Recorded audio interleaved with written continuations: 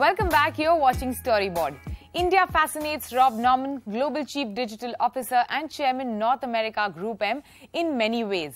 Whether it is our GDP, the Geo phenomenon, the growth of entrepreneurs or Patanjali, all of them have had a significant impact on his business.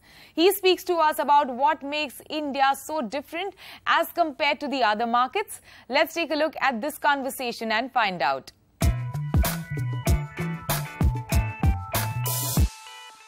As always, lovely to have you here. Lovely to be here.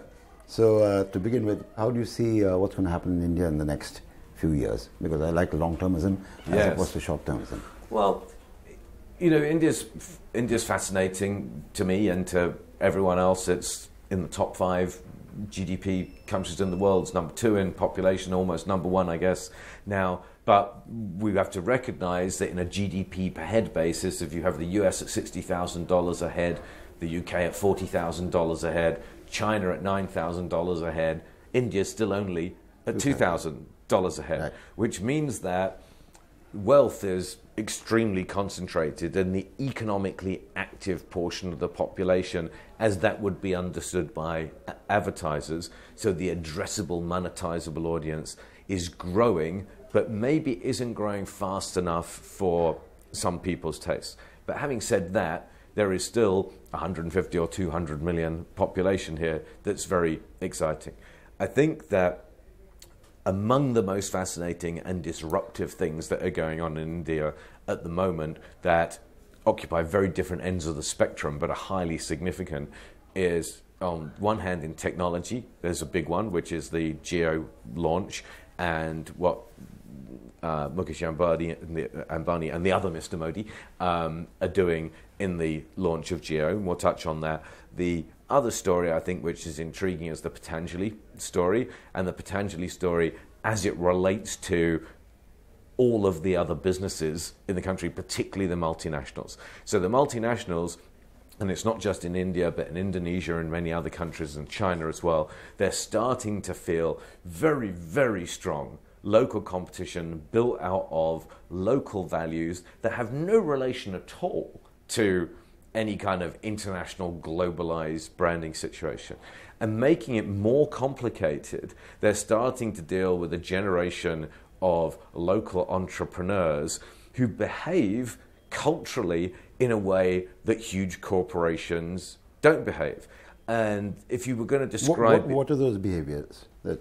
Well, there's a fearlessness about the way that Patanjali is operated. There's a fearlessness in terms of their product development, in their commitment to their staff, in their commitment to India. They don't see India as part of a portfolio. They see it as everything. And I think there's a different attitude to sourcing and pricing. And expand on the word different. It's an interesting word, and when you say different attitude, what?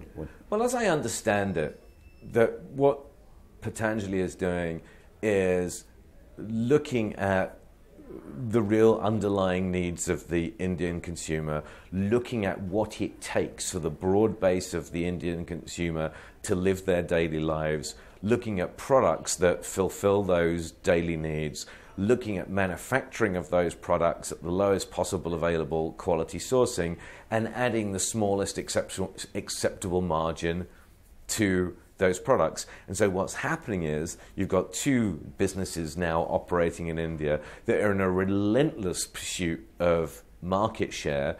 Very different businesses, and got 2 or 3, and I think of 2 domestic and 1 overseas one, and I see some massive parallels between Patanjali's pursuit of market share, between Jio's pursuit of market share, and between Amazon's pursuit of market share. And they've elected to operate on a different economic model and a different economic time horizon for that model than the multinationals are operating on. And that makes for a very interesting challenge. I mean, a really interesting challenge. And so I look at a domestic business like Flipkart, which is clearly number 1 still directly in e-commerce, but Flipkart's expectations and the expectations of Flipkart's investors, even though there's still significant confidence, it seems, in Flipkart, is that the depth of Amazon's corporate pockets, it's significant. And it's really a little bit like playing poker against someone who has 1,000 times more money than you do. Right. They can carry on raising you until you can no longer afford to raise the hand. Right. And it's going to be very interesting, I think, from a public policy point of view here, and it's going to be interesting dealing with we support Patanjali in the way that they go about it, but do we support Amazon in the way that they go about it?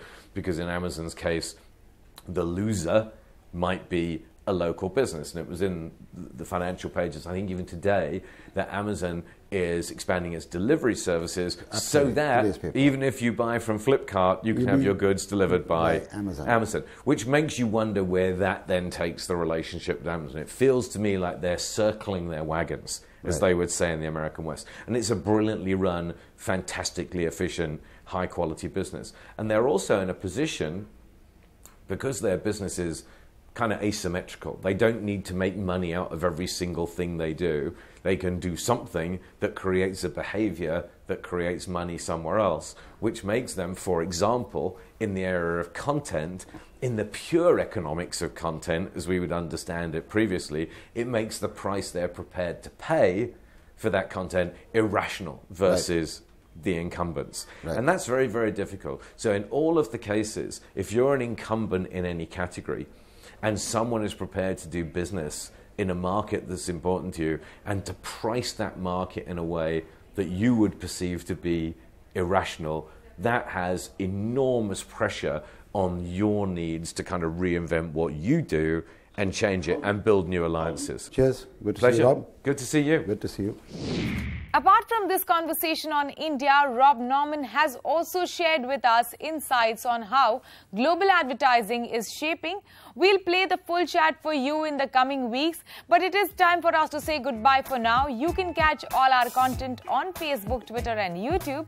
Thanks for watching, and we'll be back same time next week. See you soon.